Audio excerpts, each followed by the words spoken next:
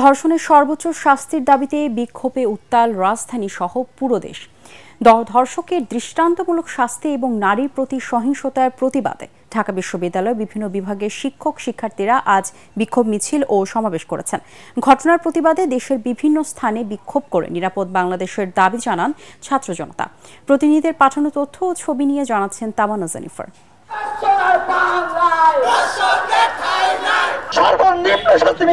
এই সমাবেশ, এই বিক্ষোভ মিছিল, এই দাবি আর প্রতিবাদের ভাষা নারীর প্রতি, একজন মানুষের প্রতি সহিংসতার প্রতিবাদে।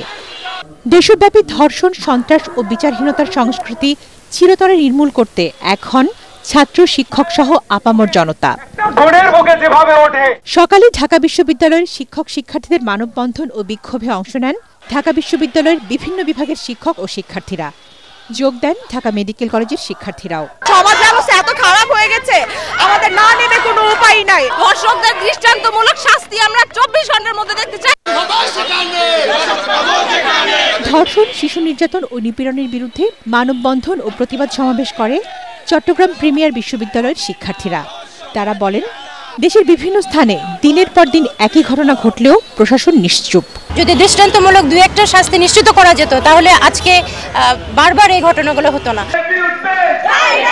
এদিকে দুপুরে সিলেট শাহজালাল বিজ্ঞান ও প্রযুক্তি বিশ্ববিদ্যালয়ে বিক্ষোভ করে বৈষম্য বিরোধী ছাত্র আন্দোলনের শিক্ষার্থীরা। এ সময় সিলেট পলিটেকনিক ইনস্টিটিউট সহ কয়েকটি শিক্ষা প্রতিষ্ঠানের শিক্ষার্থীরাও বিক্ষোভ করে। কেন আমাদের এই বর্তমান সময়ে এসে একজন ধর্ষকের বিচার চেয়ে আমাদের রাস্তায় নামতে হবে? আমাদের গাইবান্ধা থেকে শুরু করে বাংলাদেশের একই দাবিতে গাইবান্ধায় বিক্ষোভ মিছিল ও মানববন্ধন করেছেন শিক্ষার্থীরা।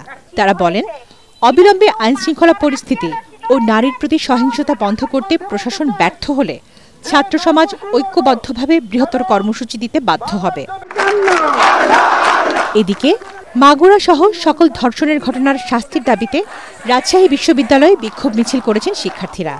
সকাল 11:30টার দিকে বিশ্ববিদ্যালয়ের প্রধান ফটকের সামনে মিছিলকারীরা অবস্থান নিলে ঘণ্টাখানেকের জন্য রাজশাহী ঢাকা রুটে যান চলাচল বন্ধ হয়ে যায়। অন্তর্বর্তী সরকার ধর্ষকদের শাস্তির ব্যবস্থা করতে পারছে না, এমন অভিযোগও শিক্ষার্থীদের। তামান্না জেনিফার, ATN বাংলা।